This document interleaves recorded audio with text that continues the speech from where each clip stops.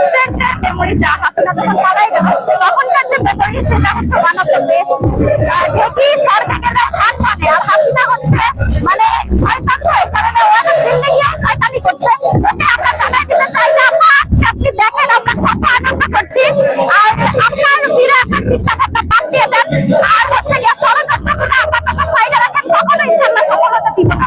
হাসিনা যখন গণভবন থেকে হেলিকপ্টার দিয়ে উড়ে গেল সেটা তো আসলে আমার সবচাইতে বেশি গুরুত্বপূর্ণ স্মৃতি জুলাইয়ের। আজকে দেখতে পাচ্ছি ঠিক 1 বছর পর সেই দিনটা আমাদের উৎকণ্ঠায় কেটেছিল সকাল থেকে আর আজকে আমরা খুব আনন্দ করছি দিনটা উদযাপন করছি। এটা আসলে মানে অনেক বেশি আনন্দের আমাদের আর কখনো হাসিনার এই দেশে ফিরে আসা সম্ভব বা রিফাইন আউটলিক করে যে প্রোগ্রামটা ওরা পরিচালনা করতে চাচ্ছে। তো জুলাইয়ের পর থেকে জনতা আসলে বাংলাদেশের জনগণ অনেক সচেতন আর সজাগ হয়ে গেছে। তো আমরা মনে করি যে আমরা ইনশাল্লাহ সেটাও কখনো সফলতা দিব না